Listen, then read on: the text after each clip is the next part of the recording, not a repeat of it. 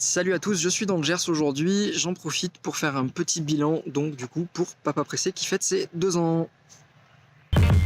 Damn.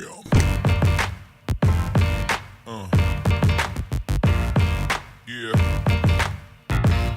Yeah.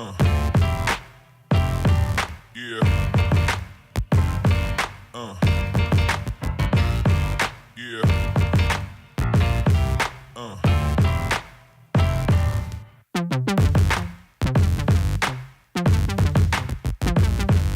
Salut à tous, une vidéo du coup un petit peu le format vlog pour faire un petit bilan de Papa Pressé puisque le blog a du coup maintenant 2 ans, je l'ai créé en février 2017. L'idée de départ c'était effectivement de parler aux passionnés et surtout essentiellement aux parents, aux futurs parents qui étaient passionnés de bagnole. Avec cette optique de montrer qu'on pouvait très bien aimer l'automobile et en même temps du coup concilier ça avec sa vie de parent sans forcément passer par le sempiternel monospace ou le SUV directement. En 2018 donc 54 articles pour être exact, d'une moyenne de 500 mots en général, des news, des éditos et très peu de véritables essais au sens propre du terme. J'aimerais vraiment augmenter un petit peu plus là-dessus, être peut-être plus proactif dans la recherche de partenariats. C'est vrai que jusque-là, j'avais la tête dans le guidon, aussi bien sur le blog. Après, il y a quand même une priorité aussi, la vie de famille, le boulot. On peut pas tout faire en même temps. Donc là, je vais essayer quand même peut-être d'avoir un peu plus d'essais de véhicules au sens strict du terme. Quand j'ai commencé Papa Pressé, effectivement, j'avais déjà écrit quelques articles. Mais c'était pas forcément j'étais pas forcément aussi à l'aise que je peux l'être aujourd'hui à écrire. Et ça me demandait beaucoup de travail. Aujourd'hui, ça me demande toujours beaucoup de travail, mais d'une manière différente. Parce qu'aujourd'hui, j'ai commencé à trouver un peu plus mon style dans ces 2 années.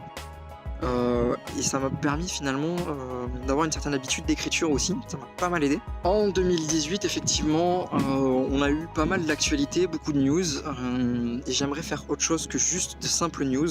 Il y a aussi les essais que j'aimerais vraiment en faire beaucoup plus, notamment avec les essais que j'ai pu faire par exemple avec Mazda, la concession Mazda Hoche, que je remercie énormément.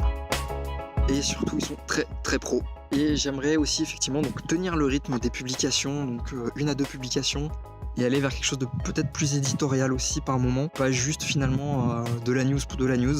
Je me mords encore les doigts de l'année dernière malheureusement, ça fait partie des échecs de 2018, d'avoir loupé l'essai de la Peugeot 508, je pouvais pas être disponible sur une partie de l'essai, donc du coup voilà, ça s'est pas fait malheureusement.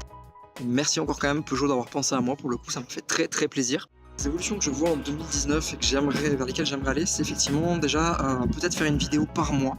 Alors sous quel format exactement, il faut vraiment que je le définisse encore, mais je retiens que je me suis fixé cette deadline de faire une vidéo par mois. Donc ça peut être des petits vlogs, des petits essais, des interviews, je ne sais pas exactement.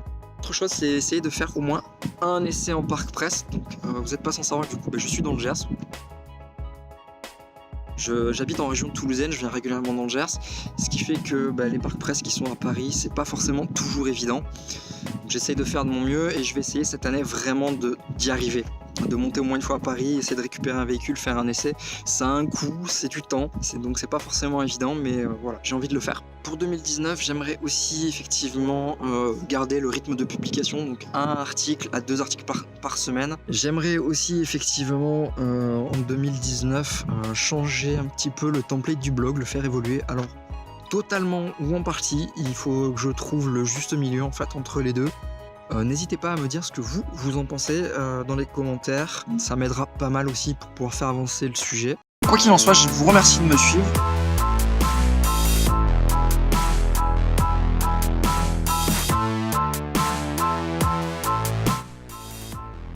Ouais, conforté de jeunes parents.